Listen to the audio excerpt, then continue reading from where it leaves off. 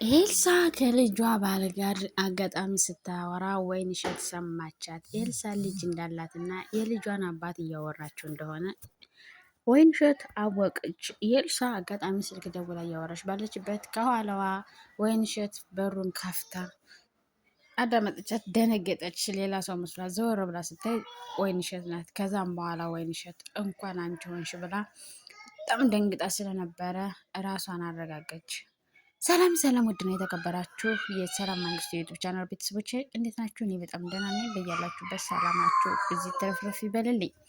እንግዲህ መላ ክፍል 12ን ይዤላችሁ ከች ብያለሁ። ወይንሸት በተኛችበት የሚያስጠላ ህልም አየች። ወይንሸት በተኛችበት የሚያስጠላ ህልም ያየች እና ያስደነገጣት ነገር ከእንቅልፏ ደንግጣ የነቃችበት ምንድን ነው? በጣም ነው የሚያስጠላው። እንግዲህ ወይንሸት በእንቅልፍ ልቧ የማያስጠላ ህልም አየች። አቤልም መንገድ ላይ አቤሎም እና እንግዲህ ሰብለ ቶማስን አገኙት። በነገራችን ላይ ቶማስ የኤልሳ የድሮ ፍቅረኛዋ የኤልሳ የልጁ አባት ነው። ቶማስ እነሱ አያውቁም የልጅ አባትና የድሮ ፍቅረኛዋ እንደሆነ ምንም የሚያውቁት ታሪክ የለም። እሷ ግን ታሪኳን ደብቃ ነው። አሁን እንግዲህ ያው አቤሎም እና ሰብለ እያደረጉ ያሉት ከዚህ በፊት ከሚወደው ከሚያከብረው ጓደኛው ጋር ስትማግጥና ከጓደኛው አርግዛ እንደነበረ እንግዲህ ይህ እንደገና ያረገዘችውን ጽንስ እንዳስወረደችውም አውቀዋለኝ። ይህም የሆነው ደግሞ ከጓደኛዋ አርግዤ ከጓደኛዋ አልወልድም ብላ ነው። በነገራችን ላይ መጀመሪያ እኮ የሆነ ጊዜ እንደውም ካስታወሳቸው ክፍል 3 ላይ ክፍል 4 ላይ ከአንተ ከማፈቅረው ከምወደው ሰው በወልድና ባረግዝና በወልድ በጣም ደስ ይለኛል፣ ይኸውም የምወደውና የማፈቅረውን እያለች ነበረ። ስለዚህ አሁን ግን ከሱ አርግዛ አስወርደዋለች። ስለዚህ ጽንሱን እንዳስወረደችው ቶማስ ሲሰማ ደግሞ ደነገጠ። እንዴ ለምንድን ነው ጽንሱን ያስወረደችው ብሎ አንተ መልካም ሰው ነህ ብሎ እያወቀ እንደማያውቅ ምክንያቱም የኤልሳን ታሪክ የኤልሳን ጉድ ስለሚያውቀው እንግዲህ ቶማስም ከነ ኤልሳ ቤት ሄዶ ይህን ጉድ ግን የማያውቀው አቤሎን ብቻ ነው። አሁን ሰብለም ቢሆን ስለ ቶማስ ማንነት በደንብ አውቃለች።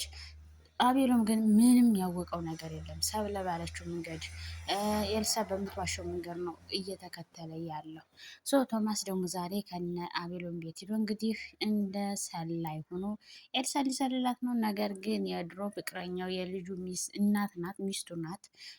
እንደፈለጉ ድራማውን ይጫወቱታል ማለት ነው። በቃ ቶማስም እንግዲህ ከአሜሪካ የመጣ ዲያስፖራ ነው ብላ ሰብለ ይዘውዳለች። እንግዲህ ወይንሸትና ኤልሳ እዚህ ላይ እያወሩ ነው። ኤልሳ ምን እየተደረገ እንዳታውቅም የልጁ አባት መጥቶ ከቤት ሊጠብቃት እንደሆነ አላሰበችም። ያው ግን ደውሉላት ሲያወሩ ነበር። አሁን እንግዲህ ወይንሸትን መታ ልጅን አፈቀችኝ፣ ልጅን ላያት ነው። ትናንት እኮ በደንብ አልጠገብኳትም እና ልጅን አይቻት ልምጣ አለቻትኝ። እንዴት ቢመጡ ስነሳ ብላ አለቻትኝ። ትምጣ፣ ምንም አታመጣም፣ ብቻ እንደዚህ ትያታለሽ፣ የሆነ ነገር ፈጥረሽ ትያታለሽ እና ሂጄ ልጅን አይቻት ልምጣ አለቻት። እሷ እንዲሁም ቅድም እኮ ሳወራው የነበረው የልጅ አባት ነው እና እሱ ደግሞ ልጅን ካልሰጠሽኝ እያለኝ ነው። እኔ ደግሞ ልጅን መስጠት አልፈልግም። ምክንያቱም እሱ ባለየ ነው፣ ጠጭ ነው፣ ሰካራም ነው፣ ሱሰኛ ነው።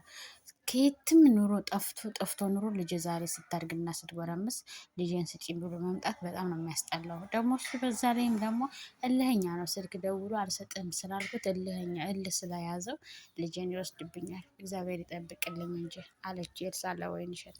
ወይንሸትም እንግዲህ እሺ ምን ግን እንዴት ነው ታዲያ ይሄን ነገር የሚጨርሱት? አቤሎንስ እስከ መቼ ነው የምትዋሸው አለቻት። እሱን አላውቅም፣ እሱ ብቻ ያስፈራኛል፣ ግን ደግሞ እግዚአብሔር ያውቃል አልኳት። ምክንያቱም ቶማስ እየዛተባት ነው ልጁን እንደሚወስዳት። ልጅን ይወስድብኛል እያስፈራኝ ነው። ምክንያቱም እሱ ሀብታም ነው፣ ብር አለው። ልጅን ሊወስድብኝ ነው፣ እኔ ግን አልሰጠውም እያለች ነው ኤልሳ። ወይንሸትም እንግዲህ እሺ የተቻለሽን አድርጊ አለቻት። እሷም በቃ አሁን እጅ ልጅራችን ልመጣ ነው፣ አንቺ በቃ መላ ፈጥረሽ ንገሪያት አለቻት ለሰብለ። ሰብለና ቶማስ እንግዲህ መጥተው ከቤት ገብተዋል። ከዛ ሰብለ ወይንሸትን ስጠራት አልሰማቻትም ነበረ። አሁን ሰምታት መጣች። እንደ እየጠራሹ ማሰሚ ለምንድን ነው አለቻት። እንዴ ሰማሁሽ፣ እንደሰማሁሽ ነው እኮ ቶሎ የመጣሁት አለቻት። ከዛም በኋላ ቶማስን አየችው። ከዛ ኤልሳ እንግዲህ ይሄን እንግዳችን ቶማስ ይባላል አለቻት። ከዛ በኋላ አይ ችግር የለም በቃ እንንከባከበዋለን አለች። የምን መንከባከብ ነው? አንቺ ምን አባሽ አገባሽ እና የምትንከባከቢው? ያንከባከበሽ የራስሽን እሱን ደረቅ ሰውነትሽን አወፍሪ አለቻት። እዛው ወጥሽን አልተንከሸከሽም አለቻት። እኮ በወጡም ቢሆን እንንከባከበዋለን አለቻት። ምንድን ነው አንቺ ልጅ ግን መንከባከብ አበዛሽ ብላም ሰብለ ተቆጣቻት። ኤልሳ ወይንሸትን ከዛም በኋላ ወይንሸት የት ነው ያለችው? እሷ ሰብለ የት ነው ያለችው? ጥራ ስትል ሰብለ ኤልሳ ወታለች አለቻት። የት ነው የወጣችው? የታበካ ነው የሄደችው? ደግሞ በቃ እግራችን ጠብቃ መውጣት ጀመረች። አሁን እሺ እዛ ሌላኛው ወንድ ጋር እየሸለለች ነው ምናምን አለች። ከዛ ሰብለ አለች ሰብለ ወይንሸት አረትዬ ከእንግዳ ፊት እንደዚህ አይባልም አለቻት። ይሄ ምናምን እንግዳ ነው እዚያ ኩሽናሽ አለቻት። ከዛ እሱም እሺ በቃ እናንተ አሁን የሚያልሄድ ብላ ወይንሸትም ወደ ኩሽናዋ ሄደች። ሰብለም እንግዲህ እና ቶማስም ወሬያቸውን ቀጥሉ። አቶ ቶማስም ለምን ይችኛዋን ግን ቆንጅዬ ናተኝ ወይንሸት ትላለተኝ ሰውዬ ያርፋ ተቀመጥ አለችው። ስራ ሌላ ነው እሷን አይደለም ችግር የለውም እዚህኛውን ጎን ለጎን እኮ ማስኬድ ይቻላል ወይንሸት ማለት ሰውዬ በጤና ነው ያመሃል መስራት ያለብህ የተባልከውን ብቻ ነው ከዛ ውጭ ግን ስነ ስርዓት አለዛ አሁን ወጣት ይዘረችው አረ በቃ ሰብለ ችግር የለውም አላት። ክብር ይኖርህ አለችው። ከዛ በኋላ አረ በቃ ቀልድ ነው ምናምን አላተኝና አወሩ። ከዛ እሷም እንግዲህ ኤልሳም ልጇን አግኝታ ከልጇ ጋር ወክ እያደረገች ነው። ልጇ ጋር ልጅቱ እናቷን ልትሸኛት ነው። እንግዲህ የናፈቀቻትን እናቷን አገኘቻት። ልጅቱን በአያት እጅ እያደገች በአያት እጅ ሲታደግ የዘነጠ የቀበጠ ነው ይባላል። እጅ ግን በጣም ተሰቃይታ እና እየከፋት ነው የምታድገው በአያቶች። ምክንያቱም የኤልሳ እናት በጣም ባለየና ኃይለኛ ሴት ናት። ኤልሳም ያው እንግዲህ የእሷ ስራ ነው የልጅቱን ዋጋ እያስከፈላት ያለው። ስለዚህ ኤልሳ አሁን ልጇ ጋር እየተገናኘች ነው፣ ልጇ ጋር እየተግባባች ነው። አሁን ልጇን ወደ እሷ ቤት የምትወስድበትን መንገድ ደግሞ እያዘጋጀች ነው ማለት ነው። ምክንያቱም እናትና ልጅ እንግዲህ በየቀኑ ሲገናኙ ናፍቆት፣ ህፃኗ ናፍቆት ይጨምርባታል። እናትም ቢሆን የልጇ ጉዳይ ያሳስባታል።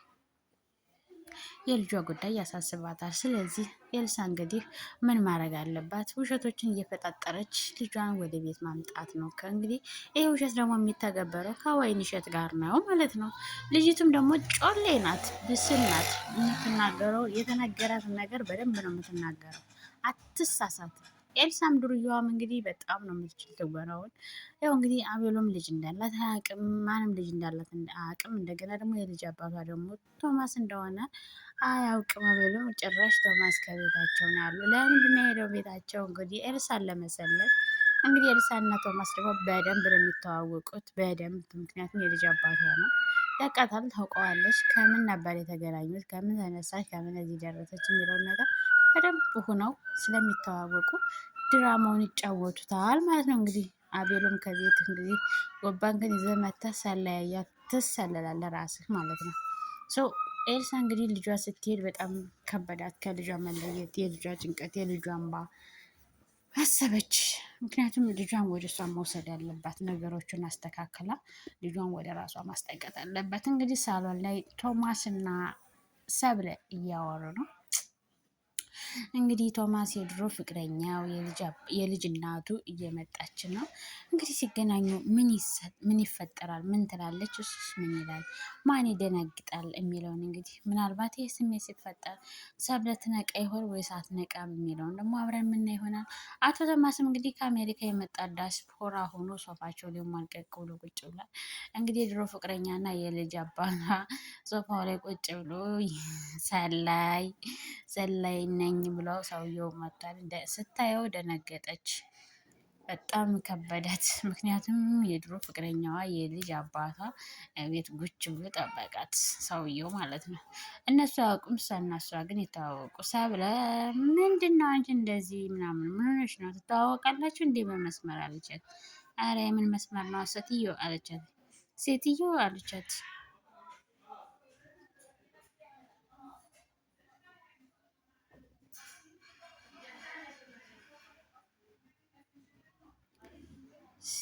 አለቻት። ከዛ ሰብለ ደግሞ ሴትዮ አንቺ እኔ ነው ሴትዮ ብለሽ የምጠሪኝ ብላ አስታረቃት። ጠይቃች። ሴትዮ አትልቀስቀሽ፣ ካሁን በኋላ ስነ ስርዓት አርፈሽ ተቀመጭ አለቻት።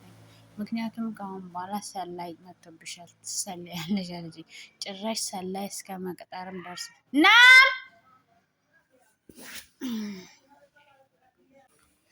ሰብለ እንግዲህ ኤልሳ እና ቶማስን ሳሎን ላይ ትታቸው ወደ ምኝታ ክላሷ ገባች። ቶማስ እና ኤልሳ እንግዲህ ወሬያቸውን ቀጠሉ። አንተ ውሻ ምን ታደርጋለህ ከዚህ አለችው። ከዛ ምሳ ኧረ እባክህ ምን ልታደርግ ነው የመጣው አለችው። ዝም በዝምሽ እንግዲህ አላተኝ። እኔ ምለው መቼ ነው የመጣው? እሺ አለችው። ሰላይ ነህ? አንቺን ልሰልል ነው እዚህ ቤት የመጣሁት አላተኝ። አንተ ሰላይ እኔ እናንተ ልሰልለኝ? የሄዱበት ርቀት የሚገርም ነው፣ ግን ደግሞ ጥሩ ነው። ለማንኛውም እያንዳንዷን ነገር የምልህን ነገር ነው የምታደርጋት አንተ፣ እኔ የምልህን ነገር ነው የምታደርጋት አለችው ኤልሳ ቶማስም ዝም ብለሽ አልፈሽ ዝም ብለሽ የምትባየውን ነገር ታደርጊያለሽ፣ አትለፍልፊያለሽ። ከዛ እሷም ገረማት፣ ደነገጠች። የተደረገው ነገር በጣም ገርማት አለኝና ያው እንግዲህ የድሮ ፍቅረኛዋ እና የልጅ እናቱ ተገናኝተው ወዳቸውን እያወሩ ነው። አቤሉም አያውቅም ይሄን ነገር። ምክንያቱም አቤሉም አሁን ቶማስን ከአሜሪካ የመጣ ዲያስፖራ ተብሎ ነው የመጣው። የሚያውቀው ይሄን ነው እንግዲህ። ኤልሳና እሱ ግን ይተዋወቃሉ። የረጅም ጊዜ ግንኙነት አላቸው። እሷም እንግዲህ ያለውን ነገር ስለምታውቅ እንደ ልቧ ተናግራለች። ይህ እኮ ቤቴ ነው፣ የሰው ቤት አይደለም። እሺ ካሁን በኋላ እኔ ማለህን ብቻ ነው የምታደርገው፣ አትቀባጥርሽ ሰውዬ አለችው። ከዛ እሱም ደግሞ ገረመው ግንጭሉ እያሻሸ። ከዛ እሷም ተናዳ ወደ መኝታ ክላሷ ተነስታ ሄደች። እሱም እግሩን አነባብሮ ሶፋ ላይ ቁጭ አለ። ቶማስ ያቃታል። ከዛ ወደ ማድ ቤት መጣች። ለወይንሸት ያለውን ነገር ወይንሸት እና እሷ እያወሩ ነው። የተፈጠረው ነገር ወይንሸት እየጠየቀቻት ነው። አንቺ የሱ ያሳስብሽ አለቻት ኤልሳ። እኔ የምለው አለቻት፣ አንድ እንግዳ እኮ መጥቷል ከኛ ቤት አለቻት። የምን እንግዳ ነው እናትዬ? ይሄ እኮ ነው የልጅ አባት አለች። ምን አለቻት ወይንሸት? አዎ የልጅ አባት ነግሬሻለሁ፣ ልጁ እልኸኛ ነው አልኩሽ እኮ ለዛ ነው የመጣ። እነሱ አሁን የማያውቁት ምስራቅ ግን የልጅ አባት ነው። ይህን ታይሁን እናንቺ ነው የምናውቀው። ጀመር ምን ማድረግ እንዳለብኝ ያውቃለሁ። ድራማውን በደንብ ነው የምንሰራው አለቻለሁ ወይንሸት። ኤልሳ ማለት ነው እንግዲህ ውዶች፣ እስከዚህ ሰዓት ድረስ አብራችሁ ስለነበራችሁ እጅግ ከልብ አመሰግናለሁ። እንግዲህ መላክ ክፍል 12 ብዙ ነገር እንደተማራችሁበት አምናለሁ። እኔ ለራሴ ብዙ ነገር የተማርኩበት ስለሆነ ማለት ነው። እንግዲህ ሀሳብ አስተያየታችሁን ስለ መላክ ክፍል 12 ሀሳብ አስተያየታችሁን ኮሜንት ሴክሽን ላይ አስቀምጡልኝ። ለሰላም መንግስቱ ዩቱብ ቻናል ደግሞ አዲስ የሆናችሁ ሰብስክራይብ፣ ላይክ እያደረጋችሁ ቤተሰብ ሁኑ። በሌላ ቪዲዮ ተመልሼ በክፍል 13 እና 14 ተመልሼ እስከምመጣ ብያላችሁበት ሰላም ሁኑ። ወዳችኋለሁ፣ አከብራችኋለሁ። ቤቱን ሰብስክራይብ እያደረጋችሁ ቤተሰብ የሆናችሁ ደግሞ ሼር ላይ ኮሜንት እያደረጋችሁ አበረታቱኝ። እኔም ውድ ኢትዮጵያዊታችሁ ነኝ። ወዳችኋለሁ። ባይ ባይ።